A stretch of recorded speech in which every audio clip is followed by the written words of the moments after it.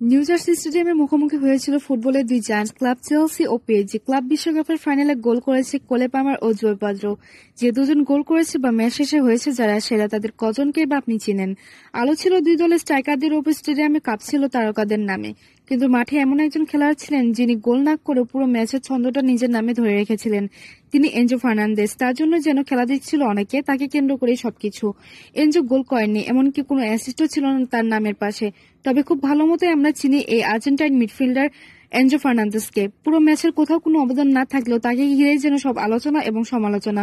বয়স মাত্র 24, ফুটবলের কোন অর্জনটি নেই তার। তাকে একজন মোস্ট সাকসেসফুল ফুটবল প্লেয়ার বললে ভুল হবে না। আজ পর্যন্ত কোনো ফাইনাল হারেননি এই আর্জেন্টাইন মিডফিল্ডার। ফাইনাল জিততে হলে যেন সাথে রাখতে হবে এই সুপারস্টারকে। 2022 সালে আর্জেন্টিনার হয়ে আন্তর্জাতিক পর্যায়ে অভিষেক হয় তার। আর্জেন্টিনার জার্সি গায়ে এ পর্যন্ত 19 ম্যাচে অংশগ্রহণ করেছে এই সুপারস্টার। 2022 সালে আর্জেন্টিনার হয়ে বিশ্বকাপ জিতেন এবং জিতেন কোপা আমেরিকা গত বছরে। এটি আর্জেন্টিনার হয়ে তার দ্বিতীয় শিরোপা। চলতি বছরে চেলসির হয়ে দুটি আন্তর্জাতিক শিরোপা জিতলেন এনজো ফার্নান্দেজ। প্রথমে জিতেছে ইউএফা কনফারেন্স লিগ এবং সর্বশেষ গতকাল জিতলেন ক্লাব বিশ্বকাপ। ক্লাব বিশ্বকাপের ফাইনালে চোখের পানি আড়াল করতে পারেনি ফার্নান্দেজ। কান্নায় ভেঙে পড়েন তিনি।